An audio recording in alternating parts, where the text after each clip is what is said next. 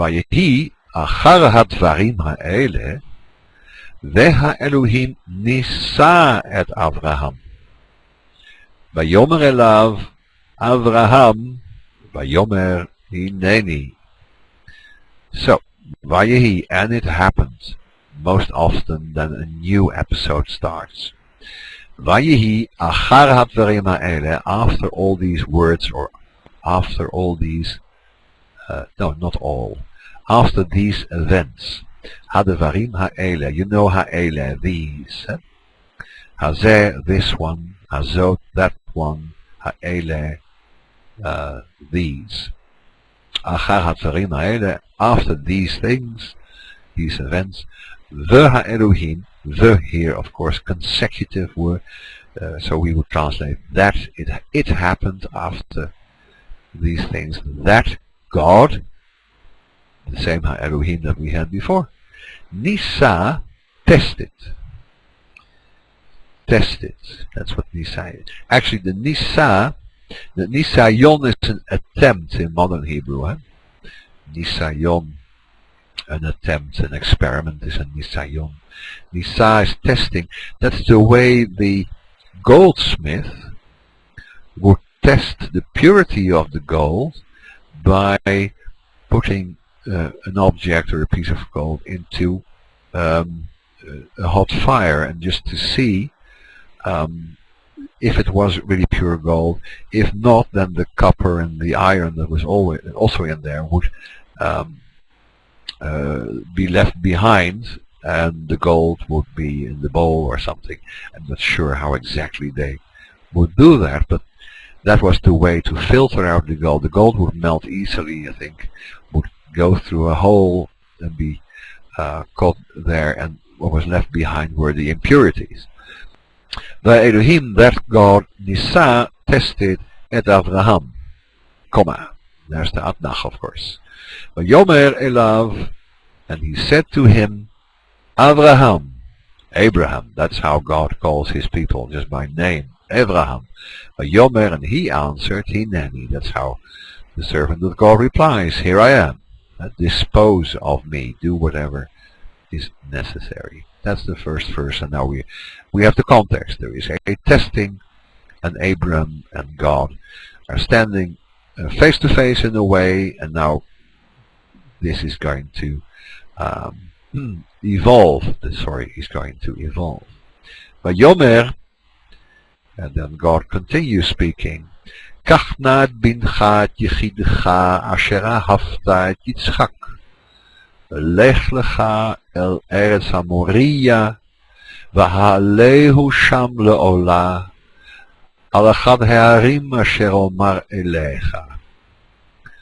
And that's the whole faithful sentence. Vayomer, and he spoke, Kach na, please take.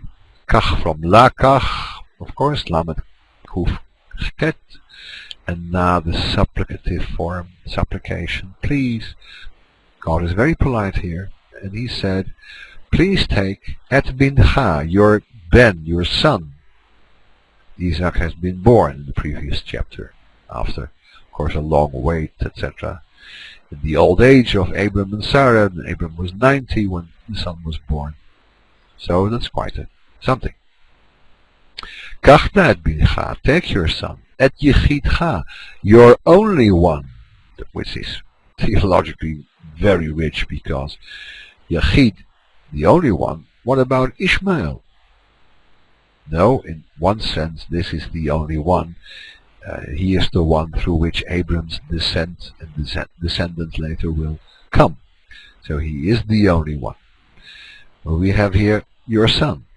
And maybe Abram would think, well, what is he talking about? Ishmael or Isaac? Take your son. Et Yechidcha, your only one.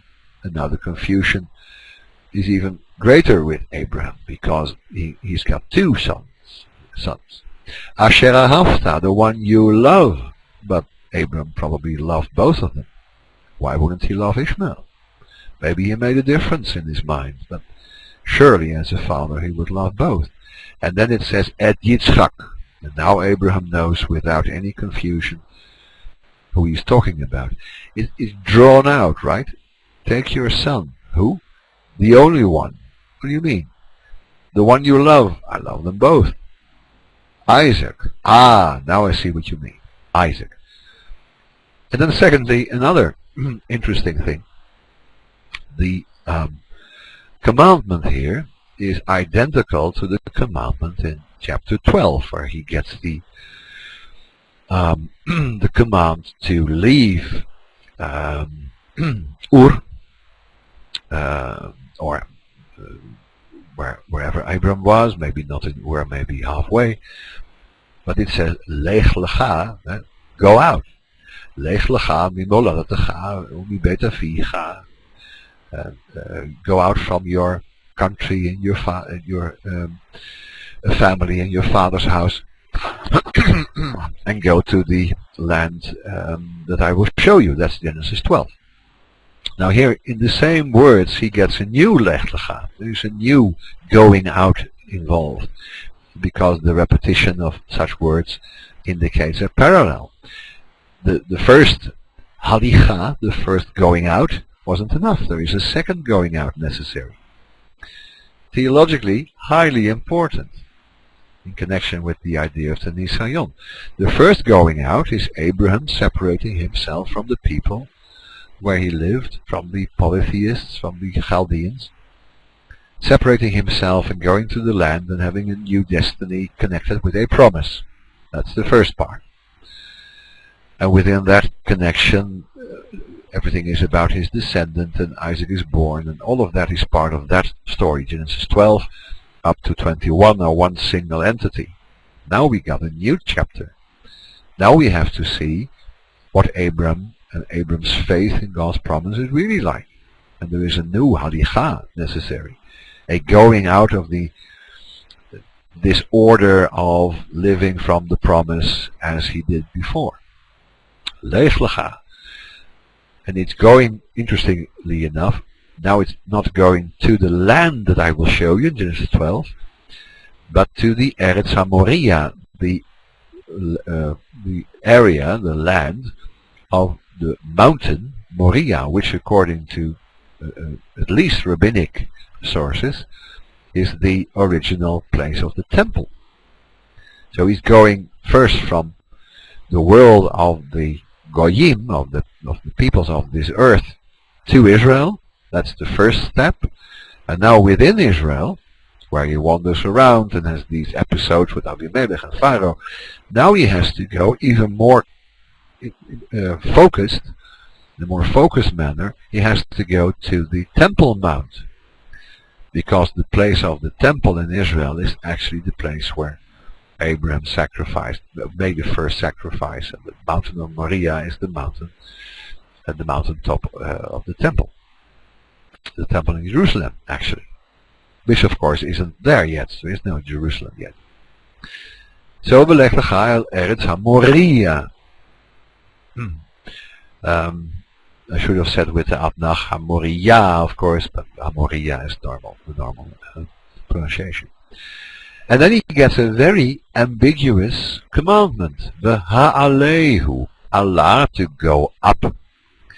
And then the hifil, ha'aleh, hey ein lamed hey, ha'aleh, to make something go up or to bring. And then it says here, and it's a play on words, of course, ha'alehu, that's with the suffix third person male, masculine, ha'alehu, and bring him, sham, there, and then le indicates in what quality.